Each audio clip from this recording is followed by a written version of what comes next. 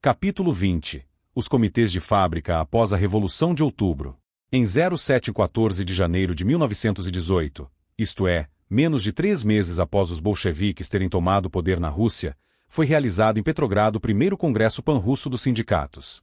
Os bolcheviques, com maioria nesse congresso, fizeram aprovar uma resolução transformando os comitês de fábrica, então existentes, em órgãos sindicais, passando assim, para as mãos dos sindicatos, o controle sobre a produção, reivindicado pelos operários e prometido pelos bolcheviques. Na realidade, esse foi o ponto de partida para converter o tão decantado controle operário em controle simplesmente estatal e partidário. A posição dos bolcheviques, vitoriosos no Congresso, segundo a qual os comitês de fábrica deveriam ser integrados aos sindicatos e estes subordinados ao governo, foi inspirada por Lenin e Trotsky. A autonomia de que, por menos de 3 meses, desfrutaram os comitês de fábrica foi considerada, pela resolução aprovada pelo Congresso, uma ideia burguesa, uma anomalia no Estado operário, e a participação nos sindicatos de todas as pessoas empregadas na indústria um dever para com o Estado. Além disso, uma proposta dos operários que dava aos sindicatos o direito de irem à greve em defesa de seus membros foi rejeitada pela maioria bolchevique.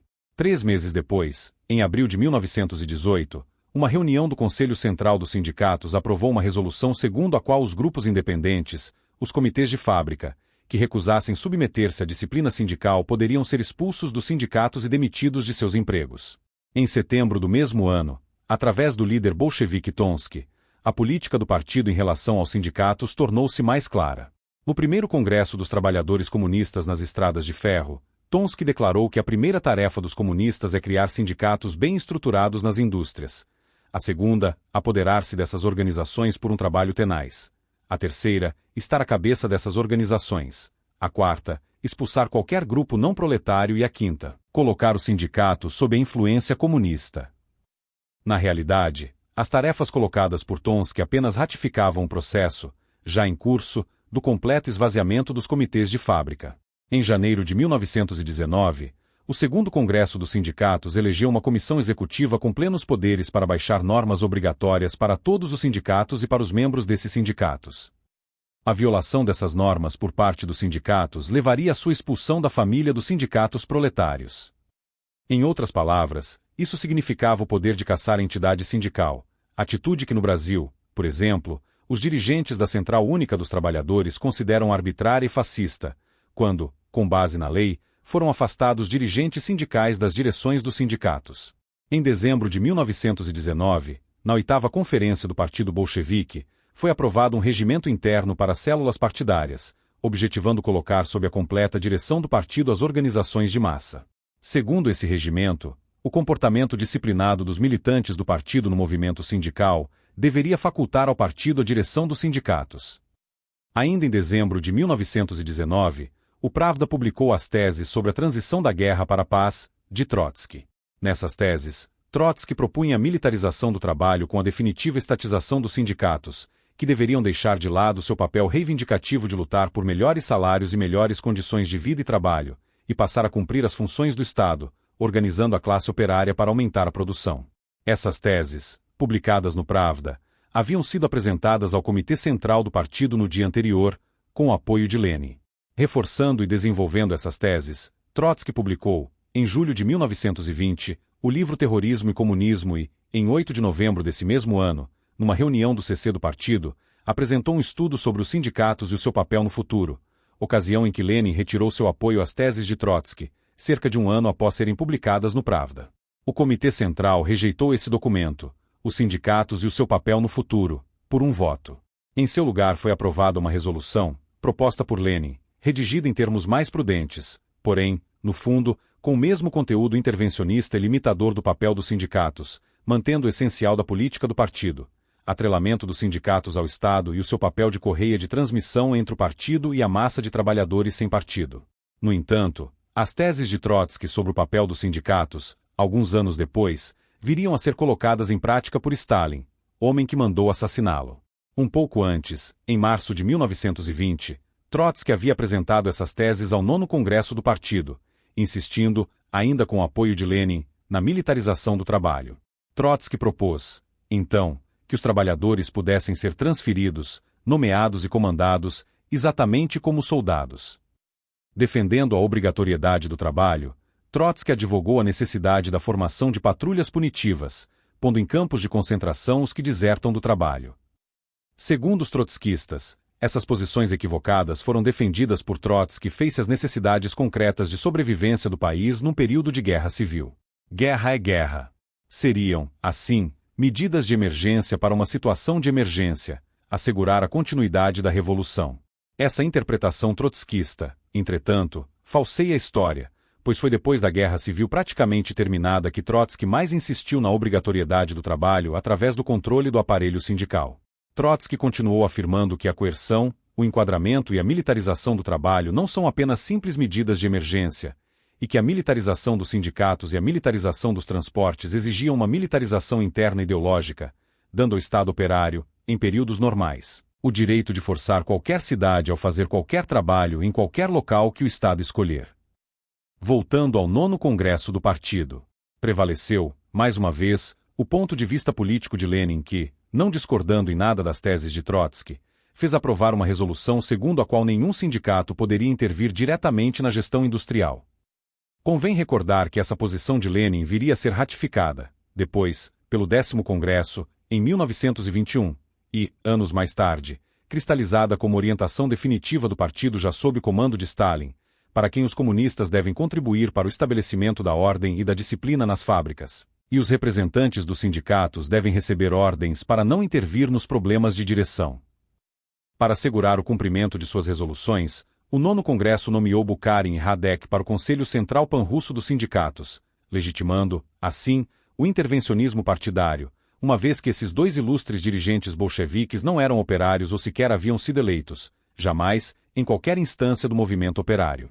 Acostumado a nomear, o partido começou também a demitir operantes sindicais eleitos pelas bases.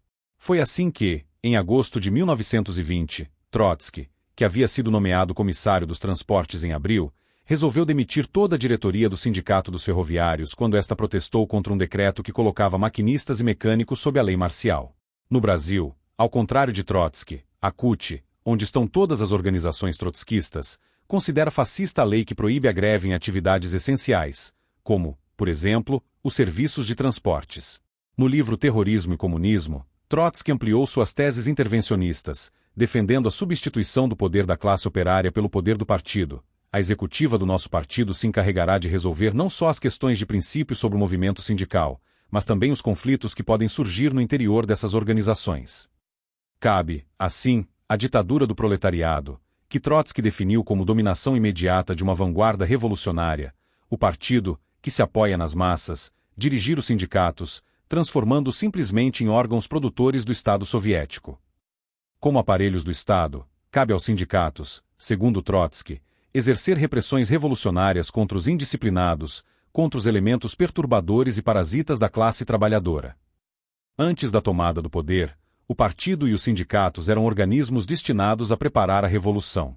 Após a tomada do poder, Trotsky definiu os sindicatos como órgãos do Estado, sob a direção do partido, a fim de consolidar o poder conquistado, cuidando de estabelecer a disciplina no trabalho, exigindo dos operários um trabalho intensivo nas mais penosas condições até que o Estado proletário conte com recursos suficientes para modificar essas condições.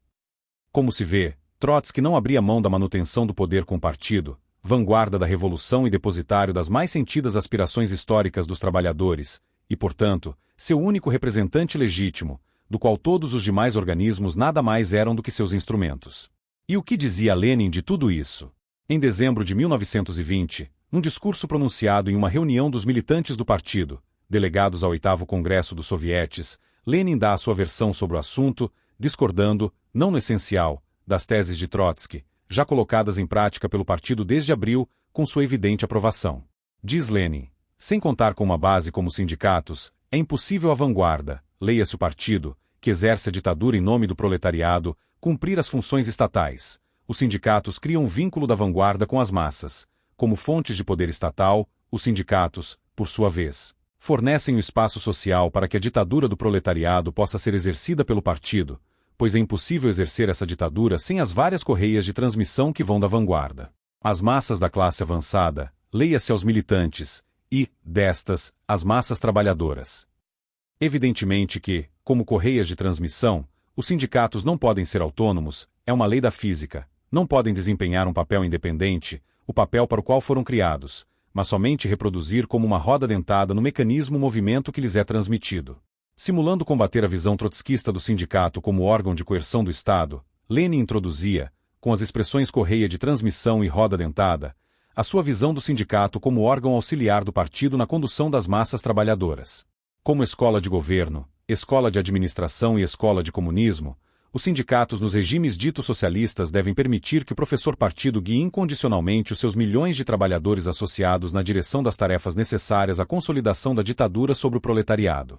Essa concepção de Lenin sobre o papel do sindicato seria, anos depois, aplicada por Stalin como orientação definitiva e inquestionável para todos os partidos comunistas do mundo. O partido, como a melhor escola para a formação dos chefes da classe operária, é, pela sua experiência e autoridade, a única organização capaz de centralizar a direção da luta do proletariado, convertendo a todas e cada uma das organizações sem partido da classe operária em órgãos auxiliares e em correias de transmissão que ligam o partido à classe. Eis porque a teoria da independência e da neutralidade das organizações sem partido é completamente incompatível com a teoria e a prática do leninismo. O 9º Congresso do Partido Operário Social Democrata Russo, pós-doutor, em 1920, foi, portanto, quem instituiu o trabalho coercitivo, ou a ditadura sobre o proletariado, que foi incorporada à ciência do marxismo-leninismo e persiste até hoje na pátria do socialismo.